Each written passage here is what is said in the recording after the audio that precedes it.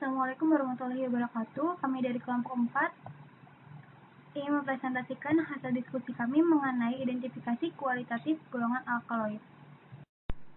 Nama saya sendiri Anis Dewi Purwanti dan teman saya Ayu Salsabila, Elia Magdalena, Mutiara Ari, Nurani Fauzia, Novita Musdalifah, Fitria Handayani, dan Tianka Febilana. Definisi alkaloid. Alkaloid sendiri adalah senyawa yang mempunyai struktur heterosiklik yang mengandung atom N yang di dalam intinya dan bersifat basa. Karena itu dapat larut dalam asam-asam serta membentuk garamnya. Analisa alkaloid dibagi menjadi dua, yaitu ada analisa modern menggunakan kromatografi kertas, spektrometer, KCKT, terutama alkaloid apium, yaitu morfin dan kodein. Yang kedua menggunakan analisa umum, yaitu isolasi dengan pelarut yang cocok, yaitu dengan reaksi warna dan kristal.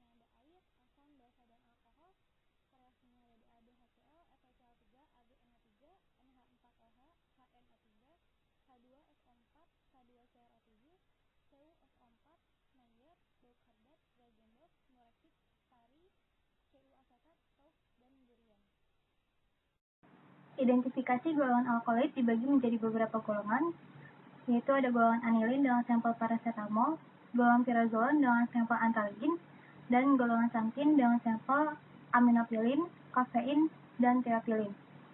Golongan anilin dengan sampel paracetamol. Paracetamol mengandung tidak kurang dari 98,0% dan tidak lebih dari 11,0% C8H9NO2 dihitung terhadap zat yang telah dikeringkan. Pemberiannya hablur atau serbuk hablur putih, tidak berbau dan rasa pahit. Larutannya larut dalam 70 bagian air, dalam 7 bagian etanol 95% pekat, dalam 13 bagian aseton pekat, dalam 40 bagian gliserin pekat, dan dalam 9 bagian propilen glikol pekat. Larut dalam larutan alkali hidroksida. Farmakope Indonesia edisi 3 halaman 37. Berikutnya golongan pyrazolon dengan sampel antalgin. Antalgin mengandung tidak kurang dari 99,0% dan tidak lebih dari 101,0% dengan rumus molekul C13H16N3NaO4S dihitung terhadap zat yang telah dikeringkan. Pemberiannya serbuk hablur putih atau putih kekuningan, berkhasiat sebagai analgetik dan antipiretik. Farmakope Indonesia edisi 3 halaman 369. Golongan anilin dan pyrazolon. Pada uji organoleptis, antalgin berbentuk serbuk hablur dengan warna putih atau putih kekuningan, tidak berbau dan rasa pahit. Untuk sampel paracetamol, uji organoleptisnya bentuknya serbuk hablur dengan warna putih, tidak berbau dan rasa pahit. Untuk larutan dari antalgin, yaitu larut dalam air, tidak larut dalam asam, larut dalam basa, dan larut dalam alkohol. Untuk paracetamol, yaitu tidak larut dalam air, tidak larut dalam asam, tidak larut dalam basa, dan larut dalam alkohol. Di sini terdapat gambar serbuk dari antalgin dan paracetamol. Selanjutnya pada uji fluorensi, pada panjang 366 nanometer, sampel antalgin pada padat tidak berpendar, pada air tidak berpendar, pada asam tidak berpendar, dan pada basa tidak berpendar. Sampel paracetamol pada padat tidak berpendar, air tidak berpendar, pada asam tidak berpendar, dan pada basa tidak berpendar. Pada uji DAB-HCl, antalgin menghasilkan warna kuning terang, dan paracetamol menghasilkan warna kuning pucat. Pada uji pirolisa, pada antalgin menghasilkan nyala, mencair, mengarang, bau tajam, dan paracetamol menghasilkan mencair, mengapi, dan terbakar. Pada uji dengan FeCl3, antalgin menghasilkan warna merah, sedangkan paracetamol menghasilkan warna biru dongker. Pada sampel dengan AgNO3 ditambahkan dengan NH4OH, antalgin menghasilkan kuning minyak endapan abu-abu, sedangkan paracetamol menghasilkan endapan putih.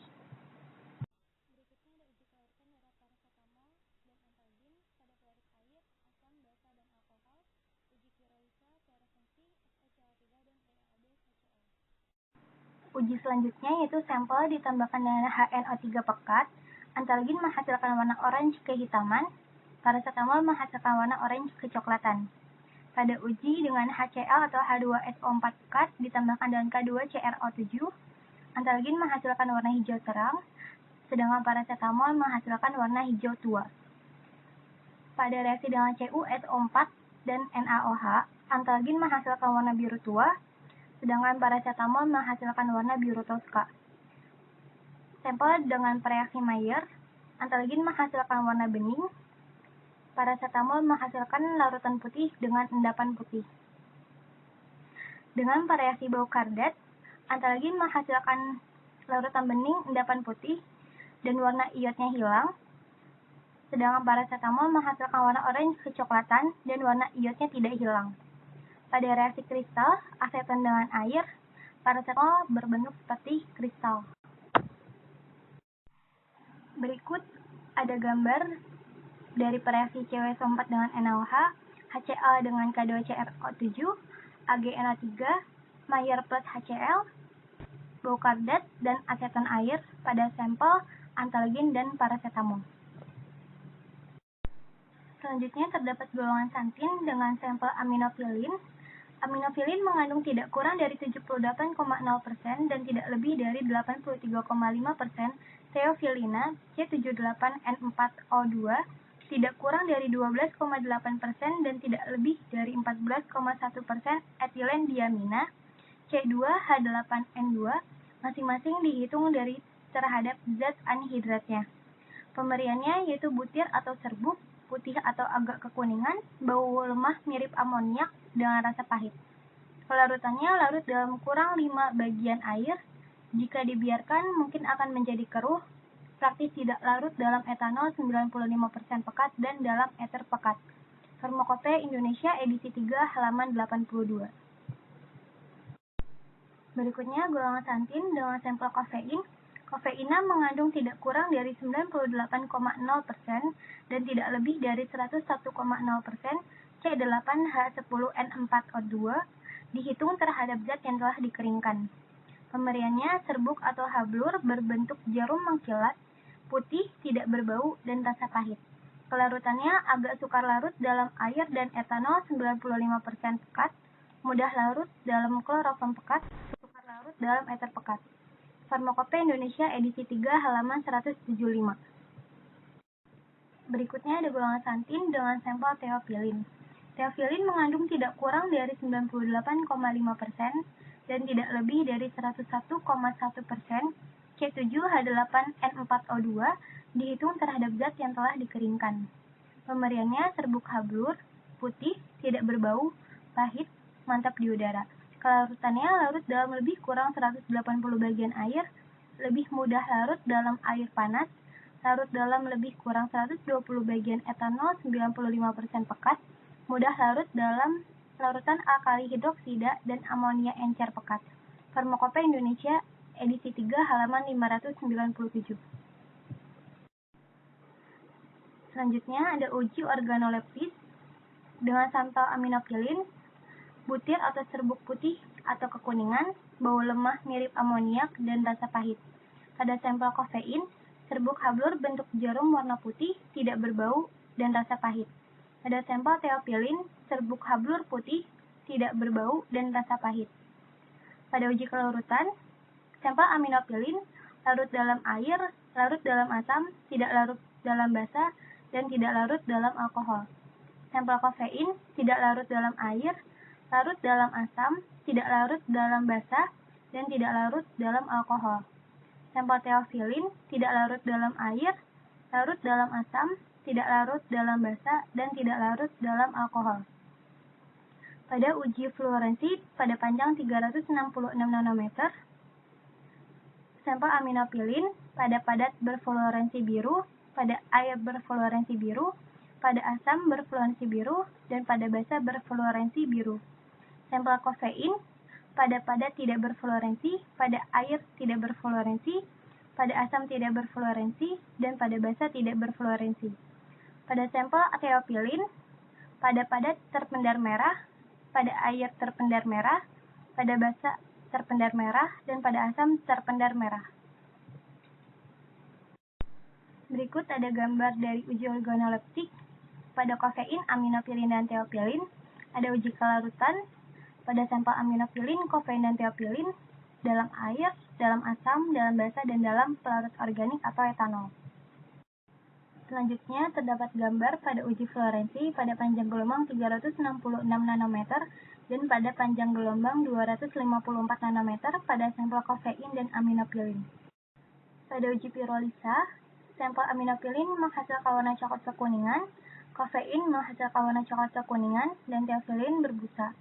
Pada reaksi Maillard ditambahkan dengan HCl pekat, aminofilin menghasilkan larutan berwarna kuning, kafein menghasilkan larutan jernih, dan teofilin menghasilkan larutan jernih. Pada reaksi Dragendorf ditambahkan dengan HCl pekat, aminofilin menghasilkan warna kuning terang, kafein menghasilkan warna kuning ekstra-jod, teofilin menghasilkan warna kuning terdapat endapan. Pada reaksi Bouckardat ditambahkan dengan HCl pekat, aminofilin menghasilkan larutan jingga kekuningan, kafein menghasilkan endapan coklat, dan teofilin menghasilkan warna ungu kekuningan. Pada reaksi Mureksib, aminofilin menghasilkan warna kuning merah coklat, kafein menghasilkan warna kuning merah coklat, dan teofilin menghasilkan warna kuning merah coklat. Pada reaksi NaOH pelarut ditambahkan dengan 1 tetes AgNO3, aminofilin menghasilkan larutan kuning pias terdapat endapan putih, kafein menghasilkan larutan coklat muda terdapat endapan coklat kehitaman, dan teofilin menghasilkan larutan putih. Pada reaksi Pari ditambahkan dengan NH4OH, aminofilin menghasilkan warna coklat kehitaman, kafein menghasilkan warna hijau lumut, dan teofilin menghasilkan warna ungu. Pada reaksi dengan merkurit, aminofilin menghasilkan kuning terang, kafein menghasilkan kuning lemah, dan teofilin menghasilkan kuning lemah. Reaksi dengan FeCl3, aminofilin menghasilkan warna coklat, kafein menghasilkan warna kuning muda terdapat endapan, teofilin menghasilkan warna kuning muda terdapat endapan. Pada reaksi dengan Cu asetat, aminofilin menghasilkan warna biru keunguan, kafein menghasilkan warna biru telur asin, teofilin menghasilkan warna biru toska. Dengan reaksi Raux, aminofilin menghasilkan larutan coklat endapan hijau, kafein menghasilkan warna coklat, dan teofilin menghasilkan warna hijau. Pada reaksi dengan burian, aminofilin menghasilkan warna orange endapan putih, kafein menghasilkan warna orange terang endapan kuning, dan teofilin menghasilkan warna merah. Berikut terdapat gambar uji pirolisa, reaksi merkuris, Cu asetat, FeCl3, Mureksib, dan reaksi yang lainnya.